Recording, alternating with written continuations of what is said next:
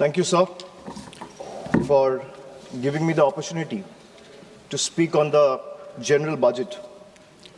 Sir, I rise here today not merely just a member of the opposition, but as a voice of billion Indians who were promised Achhe Din and who today struggle to survive under the weight of soaring costs. So this union budget was presented on Maghi Purnima, a day which is ideally meant for clarity, renewal of purpose, and moral responsibility. Yet, sir, this budget offers none of these. It does not heal the economy. Rather, this budget curates headlines. It speaks loudly in slogans, but softly in solutions. So this is a budget that rewards those who can avoid taxes through privilege and punishes those who pay them honestly through compulsion. With all due respect to the Honorable Finance Minister, I think the Honorable Finance Minister is appearing to practice the Robin Hood model in reverse. She drains the poor through taxation and inflation while rewarding the rich with concessions and privileges. Sir, even a cup of tea today comes with GST, but relief for the common man comes with condition, clauses, terms, and regulation. This is not a simple tax regime. It's a maze where only the powerful knows the exit and the honest taxpayer keeps paying the entry fee. Sir, Akhilesh ji was speaking before me. He was saying, UP के लिए क्या मिला है मैं इस budget में देखना चाह रहा था. Sir, 85 minutes का finance minister का speech था. Bengal was not even mentioned once. Even the freight corridor from Dankuni, referenced in this very budget, was originally announced by the then railway minister in 2009, which was Mamata Banerjee, who is now the Chief Minister of West Bengal. The Constitution promises equality among states, but this government practices preference. Allies are funded while opponents are starved. So this is not a model of cooperative federalism. This is a model of subscription-based federalism. So the budget and the manner in which the government chooses to function forces us to confront a truth that we as citizens have been avoiding for too long. So in November 2021, on a stage thousands of miles away at the Kennedy Center, Veer Das, a young stand-up comedian from India, spoke of two Indias. Many laughed, some were offended, few paused to listen. But what he offered was not comedy. It was a warning, a prophecy, a mirror held up to a nation standing at the edge of its own contradictions. Because I too, sir, come from two India. And I come from an India which proclaims Ek Bharat, Shresth Bharat. And I also come from an India where mother tongue becomes a marker of suspicion, where speaking Bengali makes you a Bangladeshi and eating fish makes you a Mughal. Sir, I come from a part of India that gave birth to revolutionaries and wrote courage in blood. And I also represent an India where saying Joy Bangla or singing Amar Sonar Bangla is enough to strip you and brand you a labeled Ghuspetiya.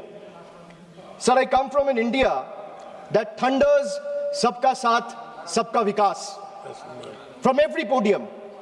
And I come from an India where West Bengal's rightful dues to the tune of 1,96,000 crores are frozen in cold bureaucratic silence. Sir, what is withheld is not just money. What is withheld is dignity. What is withheld is constitutional promise that every Indian, every state, stands equal before the union. This is not governance or federalism, sir. This is a message that you stand in line or you'll be made to pay the price. And that is the tragedy of our time. India has two faces, but that one India is being asked to kneel before the other is the truth that we all are facing today. Sir, I come from an India where the finance minister proudly declares with absolute confidence that India is the fastest growing economy in the world. And I come from another India where Bengal, after contributing 6.5 lakh crores in taxes in just last 7 years, is systematically denied its rightful share. So despite repeated requests and appeals, we have been denied employment under Manrega, housing under PM Awas Yojana, road connectivity under Gram Sadak Yojana, even basic drinking water under Jal Jeevan Mission is being stopped. So I come from an India that boasts of maximum governance, minimum government. And I also come from an India where governance means abandonment, where the poorest are forced to fight for roti kapra makan, where wages are held hostage, where houses are sanctioned on paper but erased in practice, where even drinking water becomes a bargaining chip in a political vendetta. I come from an India where farmers are stopped at the national capital with nail embedded in the roads with concrete barricades. And I also come from an India where terrorists can enter the national capital and carry out blasts killing 15 innocent people. I come from an India where we are told, and I quote, India's borders are safe and they cannot be violated. A promise that is made from the highest office. And I also come from an India where that promise lies in ruins. Terrorists crosses our border, infiltrated heavily guarded militarized zones like Pahalgam, and gunned down 26 innocent civilians under broad daylight. And Honorable Sir, all of these, the abandonment, the broken promises, the selective cruelty, it's not random, it's not accidental. It flows from a single, unmistakable principle of this budget.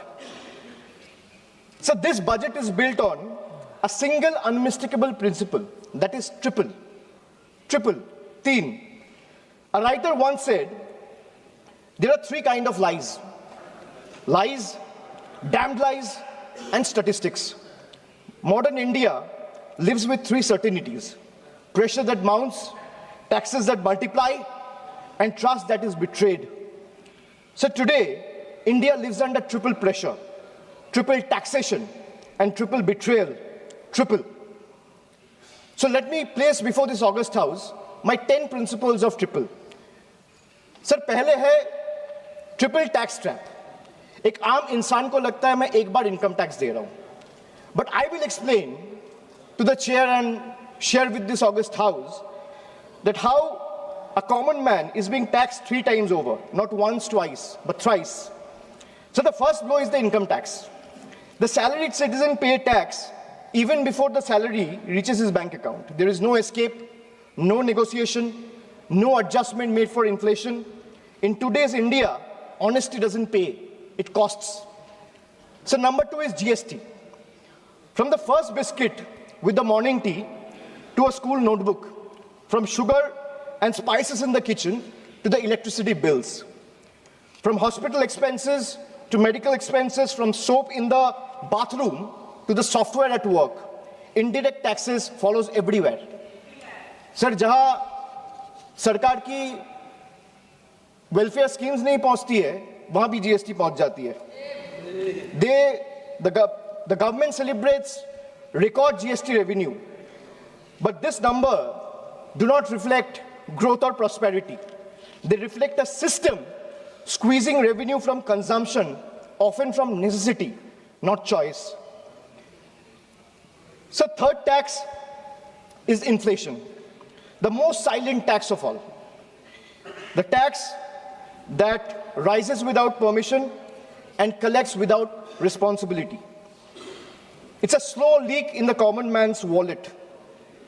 For the middle class, inflation feels like the salary comes on time, but it doesn't last the month. The same grocery list costs more, the same school fees feel heavier, and the same electricity bill shocks more than even before. Nothing extra is being bought, yet money disappears faster. It quietly eats into savings meant for children's education, family travel, medical emergency, or old age. Sir, I come from an India that proudly calls itself a Vishwaguru. And I also come from an India that is teaching the world how to extract triple tax out of a single citizen. So my triple number 2, triple pain of proving your existence. So let us be honest. Voting today is no longer considered enough. Having one's name on the electoral rolls for decades is no longer enough. Even service to the nation is no longer enough.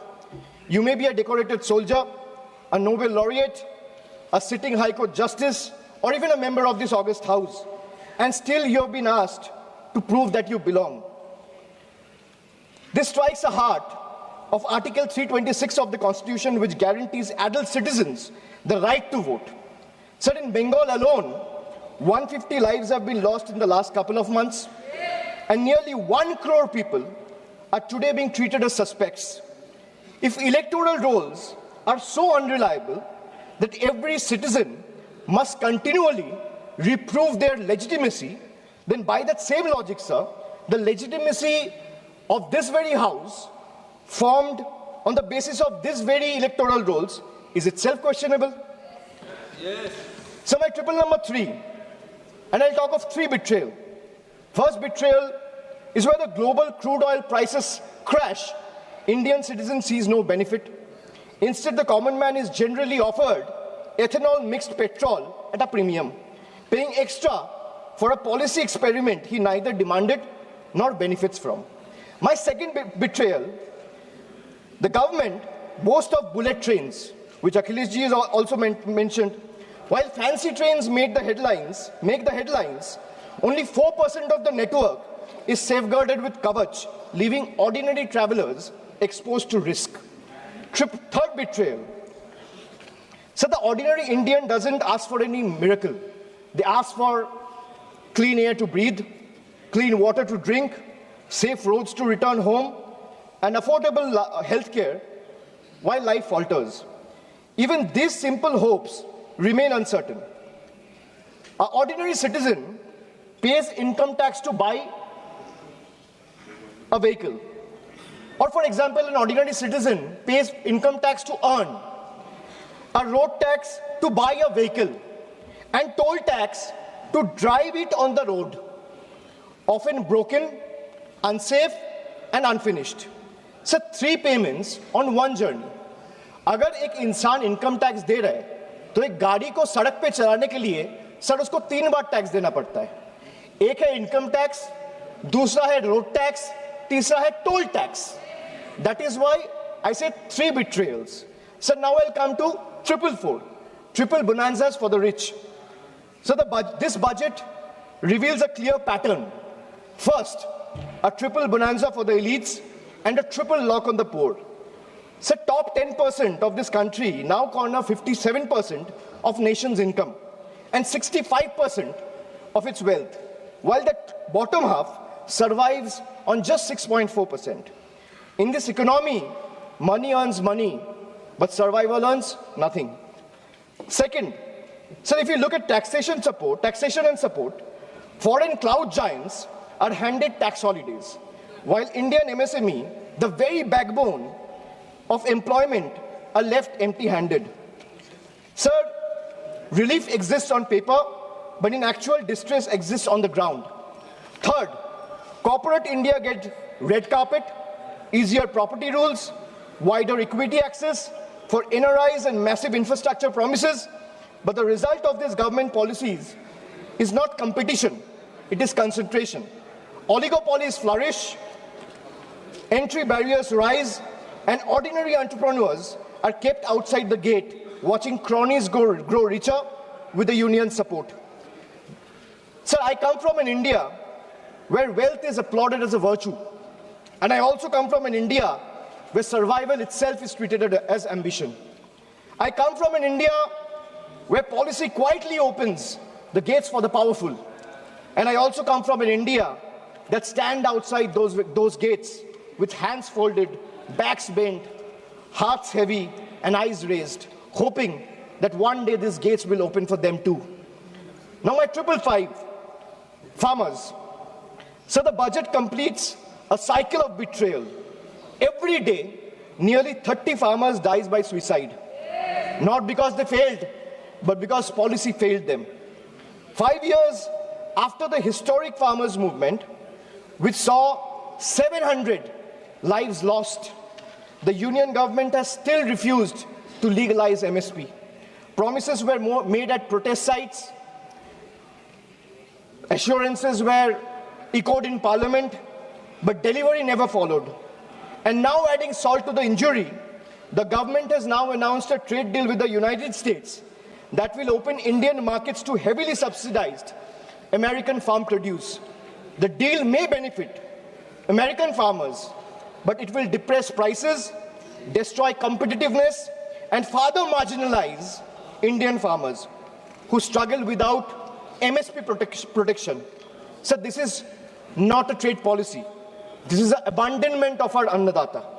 Sir, I have a tweet right in front of me, which I want to show or place before you. Sir, Secretary Brooke Rollins, who is the Agricultural Secretary of the United States, she said, and this is 5 days back, on the day when the trade deal was announced, she's clearly saying, new US-India deal will export more American farm products to India's massive market. In 2024, America's agricultural trade deficit with India was 1.3 billion. India's growing population is an important market for American agricultural products, and today's deal will go a long way to reduce that deficit. So this is not my tweet. She clearly says, thank you, President of the United States, for once again delivering for our American farmers. If the government doesn't agree with a tweet, so where is the disapproval letter, or where is the communication that the government has sent in protest to the tweet that has been sent out 5 days back? Sir, America का agriculture secretary कह रहा है इस deal से America का किसानों का फायदा है, इसीलिए हम अमेरिका का सभापति का धन्यवाद करता है. And the Indian government or the union has not written a line in protest of what the agriculture secretary has tweeted. So now I come to youth. So the much publicized PM internship scheme was allocated over 10,800 crores. Less than 5% of the amount has been utilized.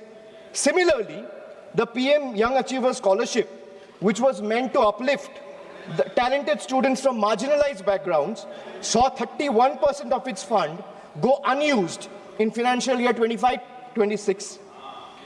Sir, if I speak of women, more than 86 women are raped every day in this country. A number that reflects systematic collapse, not isolated crime. Sir, Bengal exercised its constitutional authority and passed the Aparajita Bill, a stringent anti-rape law providing the strongest deterrence against crime against women. So the bill was duly sent to the union through the governor about 18 to 19 months ago. For a year and a half, it has remained pending without any decision. So when a democratically passed law maintained to strengthen protection is left in a limbo, it expresses a lack of intent. This reminds me that I come from an India that promises to double farmers' income. And I come from an India where 1,11,174 farmers and agricultural laborers, brothers and sisters have been forced to commit suicide. I come from an India which launched Beti Bachao, Beti Padhao. And I come from another India where every 16 minutes a rape or a crime against women is being reported. So now I come to 3 cracks in the Constitution. Number 1, so hatred has now been normalized. It has moved from margin to the mainstream. So if I talk about cases registered for promoting enmity between religious and social groups, the number of cases has doubled between 2021 and 2023. And this rise didn't happen in silence.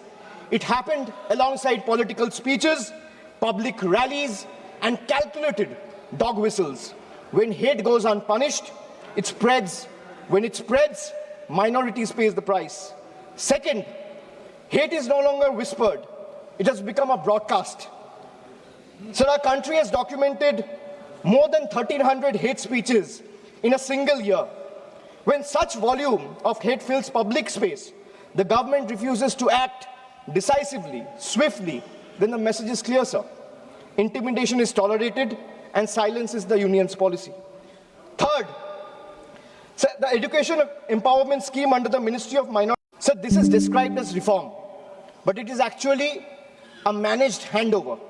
When institutions are bent to serve power and national assets are reduced to headlines and handover, the constitution is not broken in protest, it's torn apart. Sir, I come from an India where the Honorable Prime Minister says, na khaunga, na khane dunga. And I also come from an India where questioning the washing machine that gave reprieve to 23 of the 25 leaders who joined the BJP makes you the most corrupt one. So now I come to triple jumla on finances. Agriculture. So the budget waxes eloquent about coconut, cocoa, cashew, sandalwood, fisheries and AI advisories, but remains silent on MSP assurances, procurement expansion. There is no price stabilization fund, no diesel support, no fertilizer relief, and no electrical subsidy.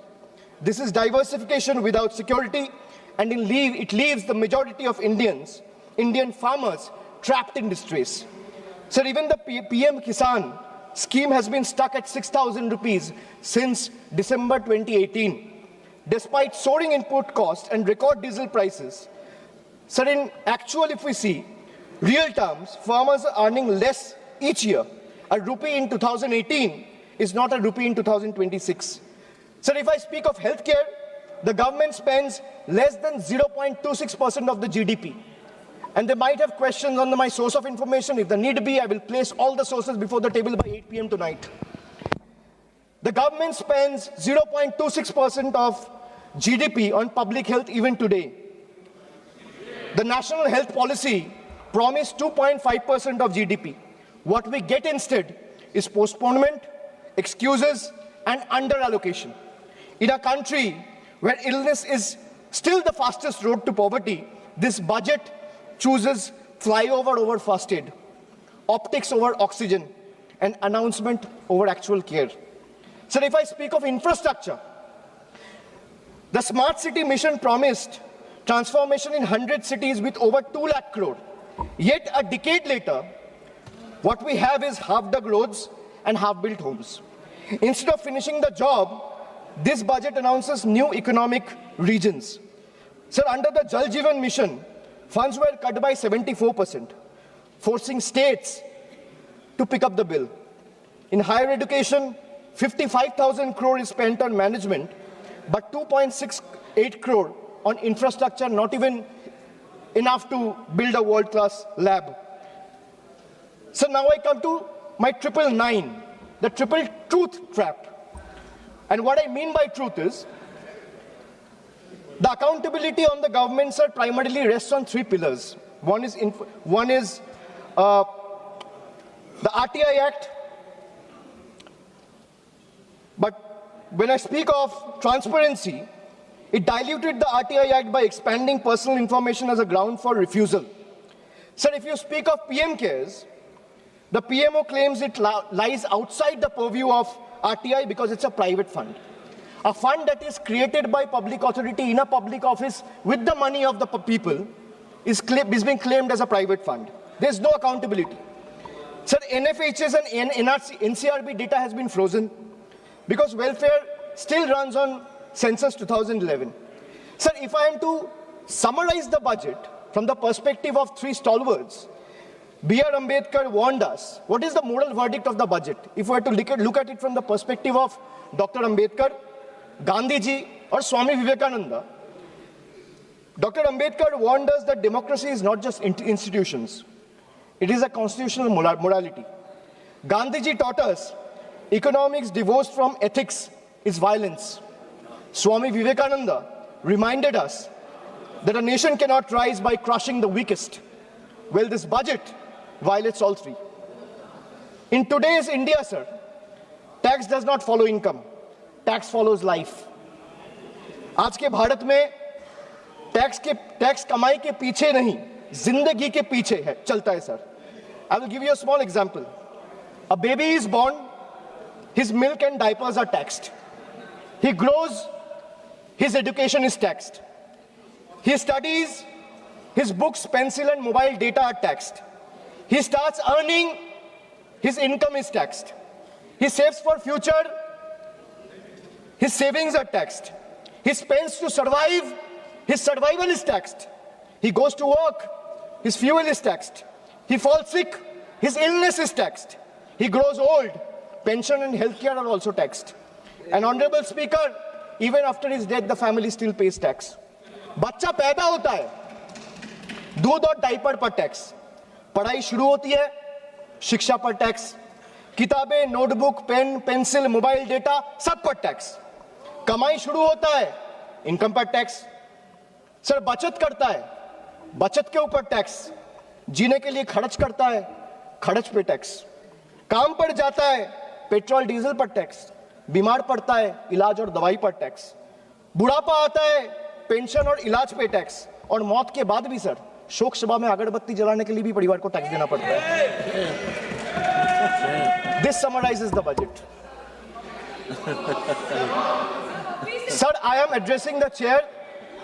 I'm sure the finance minister will have a reply ready. When she is given the opportunity to speak, she can quote me, and if I am misleading the house, she can take my name and then place her arguments. Sir, from a baby's first milk to a citizen's final farewell, this government taxes life at every step. जन्म से लेके अंतिम संस्कार तक हर कदम पर tax. ये reform नहीं sir, ये लाइफ टाइम टैक्स ट्रैप है. Sir now I come to 1010, मेरा लास्ट ट्रिपल. मैंने 9 ट्रिपल का बात किया, अब 10वां कर रहा हूं.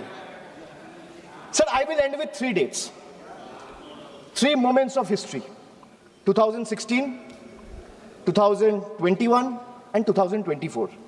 3 elections, 3 verdicts, 3 decisive defeats for the BJP in West Bengal. And after this triple defeat, a 4th one is no longer a warning. It is approaching. Sir, मैं ज़्यादा घुमाऊंगा नहीं. Let me come straight. Sir, the government want to punish Bengal. Let them proceed. We won't bow. You want to freeze our funds? We will persist. मैं क्यों कह रहा हूँ persist? क्योंकि पीएम आवास से लेके, सड़क से लेके, मनरेगा से लेके सारे पैसे बंगाल के पिछले 5 साल से ये सरकार ने रोक के रखा है. प्रधानमंत्री ने आत्मनिर्भर भारत की बात किया है, हम स्वनिर्भर बंगाल क्या होता है काम करके दिखाया है. So you want to punish Bengal? Proceed, we won't bow. You want to freeze our funds? We will persist. You want to profile and persecute our youth? We will protect them. You want to starve our schemes? We will sustain our people.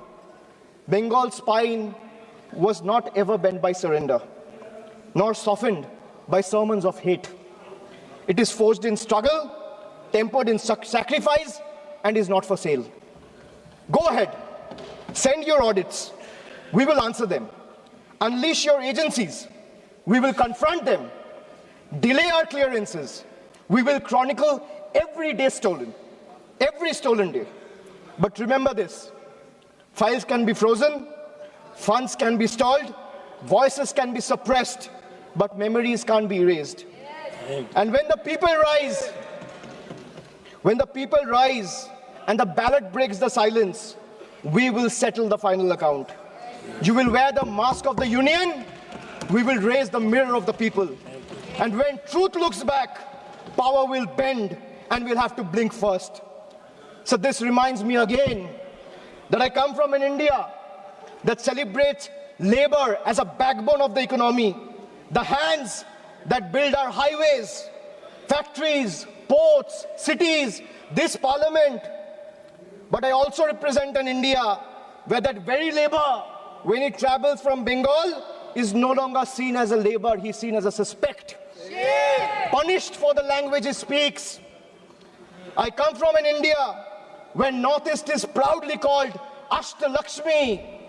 And I also come from an India where Manipur bled for 864 days and the Prime Minister found no time to visit.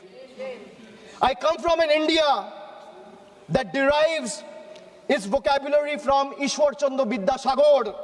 And I also come from an India where Vidyasagar's bust was vandalized by ruling party at the center. I come from an India where we worship Ma Durga as Supreme Shakti. And I also come from an India where Ma Durga's ancestry is questioned by BJP leaders. Sir, I really come from two India.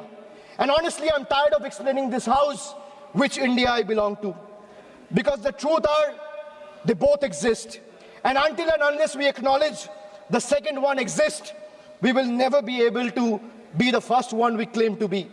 So budgets can divide, politics can polarize, power can pretend, but there's something deeper than budgets, older than governments, and stronger than fear, which is the moral imagination of the people. When institutions weaken and language loses its faith, it is our literature, our culture, our shared memory that rises to remind the nation of who it is and who it must never cease to be. So I finally return to the Constitution.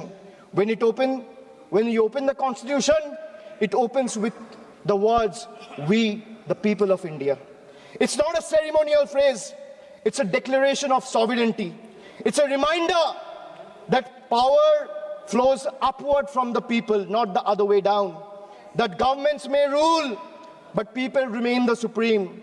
That sentence is not meant to be recited, it is meant to be lived. And as long as people remember it, no fear can last, no injustice can endure, and no republic can ever truly be taken away. And thus today, I do not end with slogans. I end with conscience, and I end with voice of Bengal. এই মৃত্যু উপত্যকা আমার দেশ না, এই জল্লাদের উল্লাস মঞ্চ আমার দেশ না, এই বিস্তীর্ণ শ্মশান আমার দেশ না, এই রক্তস্নাত কসাইখানা আমার দেশ না। আমি আমার দেশকে ফিরে কেড়ে নেব। জয় হিন্দ, জয় বাংলা।